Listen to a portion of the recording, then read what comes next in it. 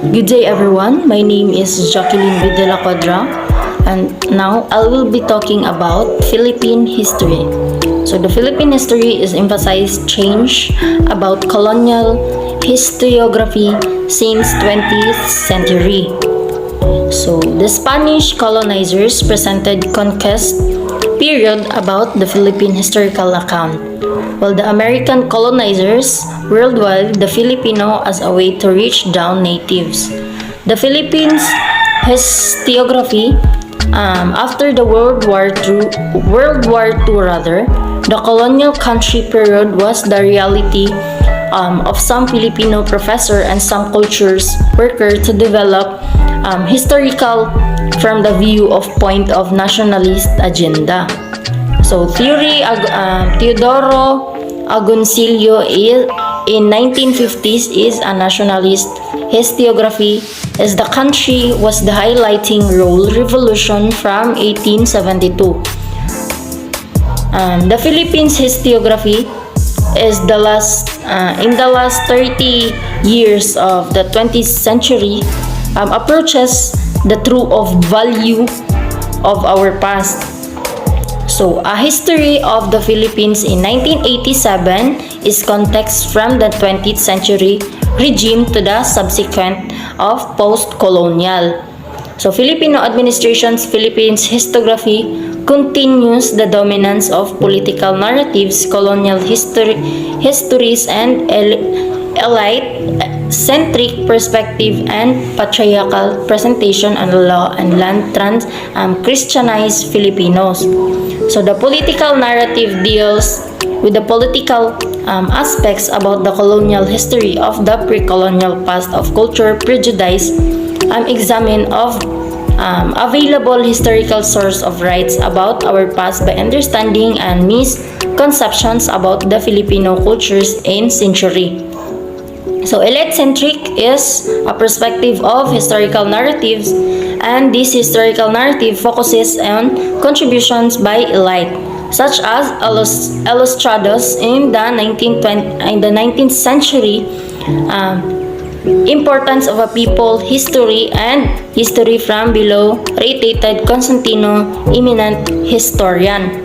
So patriarchal orientation is a historical narratives, is the highlights of heroism of men leading the revolts of liberations against war colonies which caused an independence and political economical development. The contemporary historians and gender sensitive approaches understanding history and to avoid typecasting concerns dependent.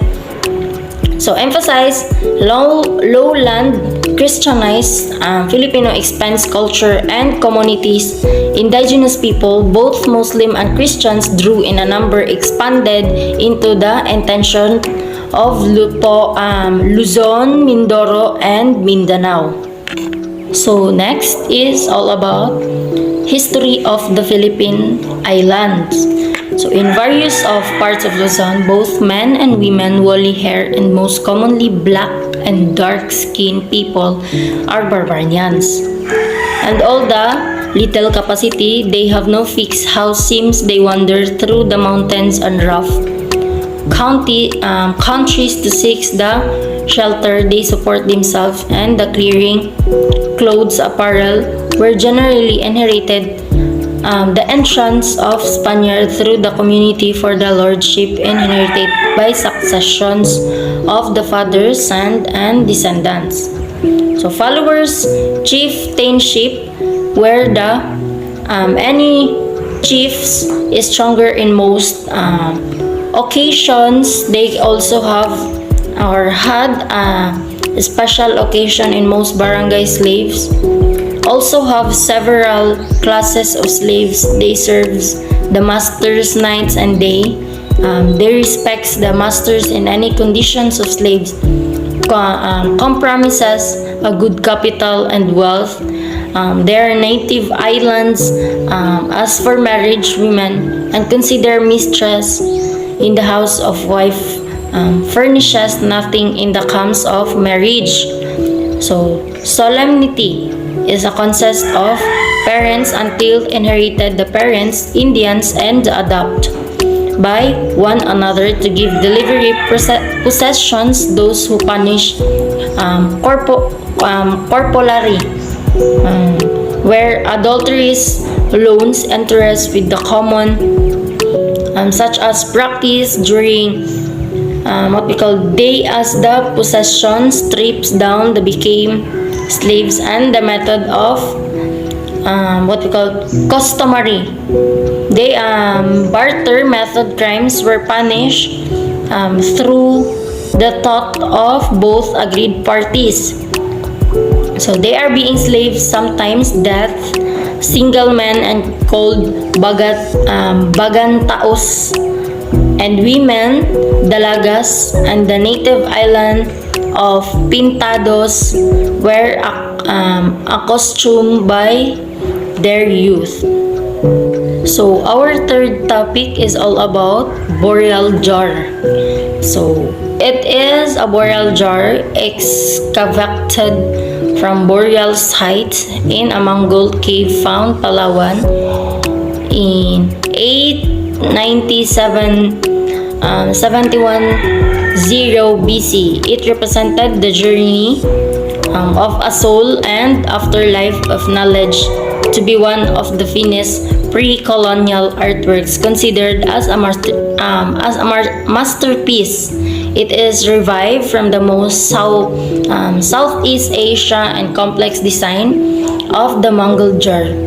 Was reflected also by the great artists of the early Filipinos, and the first evacuation and response was to discover of this burial jar. So common heritage from the Austronesian speaking ancestors, which diverted to the cultures of the Filipino. The explain of the three designs were the soul, boat, man, and the boat itself. The Mongol jar explains our great history about the Southeast Asia neighbors. So our fourth topic is all about the Laguna copper plate. So Laguna copper plate is an ancient perceptions of the history of the Philippines. There are times many scholars believe this isolated from the southern Asia. However, they are part of the region of modern country of the Philippines. The Laguna copper plate is in the piece of measuring discovered by about 1987. It degrading activities with mechanical and cavernier of Lumbang River. The copper plate is thin sheet copper that was discovered in 1987. It has come to attention of a scholar in 1990 when it is for sale in National Museum in Manila. So the Laguna copper plate has an ancient text, changed perceptions of the history of the Philippines. It has been revealed incomplete its origin. It has been identified as a early Kawi scripted. Its writing system originated from Indonesia during the 10th century. So our fifth topic is all about the duties of the Katipunan. So the duties of Katipunan was believed to be a fervent in the heart of creator of KKK, derives from the old statement says that whoever disobey the obligation shall be punished their obligations and reflects so on the lives of nature, land, and involves love to the Almighty. Their love was invicted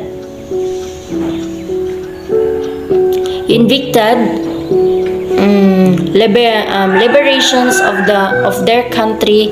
Their liberations always depends on their kindness and calmness, their duty to help everyone who is always in need. Their diligence is also earning for livelihood, and the KKK are blessed by the Creator for the will of its people and to do His will.